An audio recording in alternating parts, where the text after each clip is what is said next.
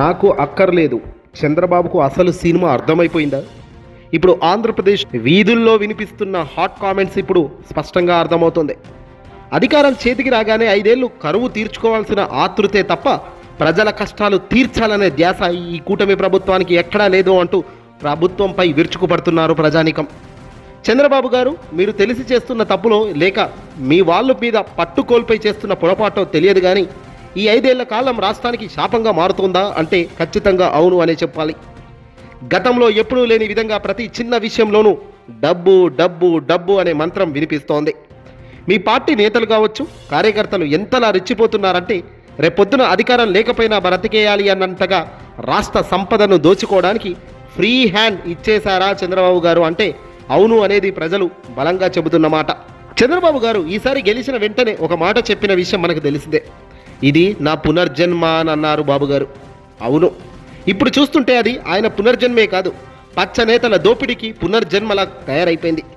అధికారం అన్నది కేవలం మన జేబులు నింపుకోవడానికేనా అన్నట్టుగా అవినీతి జరుగుతుందని, విచ్చలవిడిగా డబ్బులను దోచేస్తున్నారు అంటూ వైసీపీ కూడా ఆరోపిస్తోంది. ప్రత్యర్థులు కాబట్టి వాళ్ళ ఆరోపణ నిజమే అనుకుందాం కాసేపు. మరి వాస్తవంగా వీళ్ళు చేస్తున్న లక్షల కోట్ల అప్పులు ఎటువైపు వెళ్తున్నాయి, ఎటువైపు ఖర్చు అవుతుంది అన్నది మాత్రం ప్రశ్నార్థకమే. అభివృద్ధి అంటే అమరావతి గ్రాఫిక్స్ తప్ప సామాన్యుడికి ఒరిగింది ఏమీ లేదు అనేది వాస్తవ సత్యం. పథకంలోను కోతానే, ఆఫీసులో మామూలే. ఎక్కడికక్కడ సిండికేట్ల ఫామ్లు చేసడం, సామాన్యుడు రక్తాన్ని పిండేస్తున్నారంటున్నారు.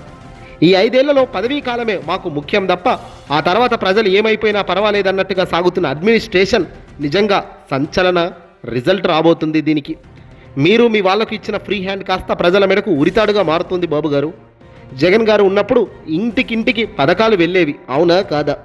ఇప్పుడు చంద్రబాబు గారి హయాంలో ఒక్కింటికన్నా పచ్చ నేతలు ఏదైనా పథకాలు పోయినట్టుగా దాఖలాలు ఉన్నాయా? పేదవాడి ఇంటికి, కష్టంతో ఉన్న పేదవాడి ఇంటికి ప్రభుత్వం అండగా నిలబడి ధైర్యం చెప్పిన రోజులు కనబడుతున్నాయా? ఏదేమైనా ప్రజలకు విసుగు పుట్టే రాజకీయం ఇక్కడ ఆంధ్రాలో స్పష్టంగా కనబడుతుంది. రాష్ట్ర వ్యాప్తంగా చర్చానీయాంశంగా మారుతున్న అంశాలు నిజంగా ఇవే.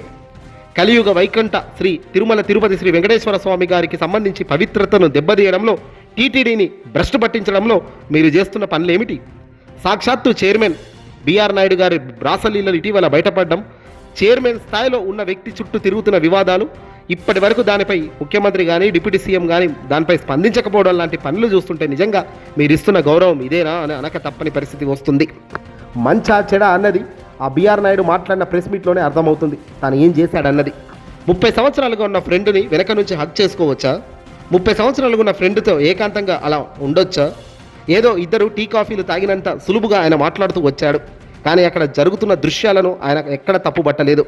అక్కడక్కడ మార్చారు అంటూ అభద్రతా భావనతోనే ఆయన చెప్తున్నాడు. ఎక్కడ మార్చారు?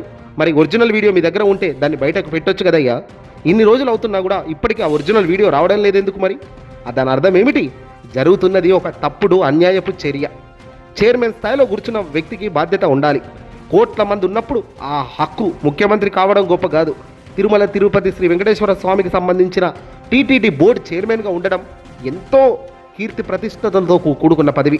ఆ పదవిలో కూర్చొని కూడా నాకు బిజినెస్లు ఉన్నాయి, నాకు వ్యాపారాలు ఉన్నాయి, నాకేం పని లేదా అంటూ ఆయన మాట్లాడుతున్న తీరు, అహంకారం చూస్తుంటే బాధ అనిపిస్తుంది. గౌరవం ఉన్న వ్యక్తులు ఈ పొజిషన్లో ఉంటే భక్తితో జరగాల్సింది మరింత ముందుకు పోతోంది. కానీ ఇక్కడ జరగరాంది జరుగుతూ జరగాల్సింది జరగకుండా పోతున్న విధానం చూస్తుంటేనే బాధ కలుగుతుంది. లడ్డు వివాదం సృష్టించి కోట్లాది మంది భక్తుల మనోభావాలను దెబ్బతీయడమే కాకుండా ఏకంగా బోర్డు సభ్యుల లీలలు కూడా బయటపడుతుండడం నోరు ఎందుకు మెదపడం లేదు బాబుగారు అనేది ఇక్కడ ప్రశ్న.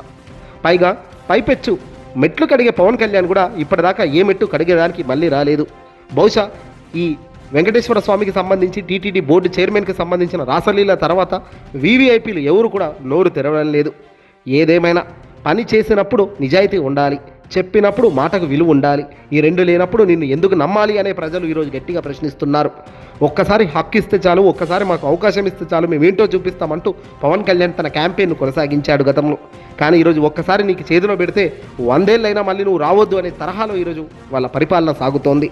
కూటమి అంటే టీడీపీ, బీజేపీ, జనసేన ముగ్గురు కలిసి ఉన్న ఒక కూటమి పార్టీలో మరి ఏ పార్టీ వాళ్ళైనా చొరవ తీసుకొని తప్పును తప్పు అని, రైటును రైటు అనే పరిస్థితి ఉందా? లేనే లేదు. వైఎస్ఆర్ పార్టీ, కాంగ్రెస్ పార్టీకి, జగన్మోహన్ రెడ్డి గారి పార్టీ అప్పుడు కులం చూడలేదు, మతం చూడలేదు. పార్టీ అస్సలు చూడలేదు. అర్హత ఉంటే చాలు బటన్ నొక్కి లబ్ధి చేకూర్చే విధానానికి ఆయన శ్రీకారం చుట్టారు. కానీ ఇప్పుడు జన్మభూమి కమిటీల పేరు తెచ్చి మళ్ళీ పాత దోపిడీకి శ్రీకారం తెచ్చారు. ప్రజలు గమనిస్తున్నారు. బాబుగారు, మీరు చేసే ప్రతి చర్యకు ప్రతిచర్య ఉంటుంది. బాబుగారు, మీ చేతులు ఖచ్చితంగా టైం వచ్చినప్పుడు లూటీ కాక తప్పని పరిస్థితి వస్తుంది.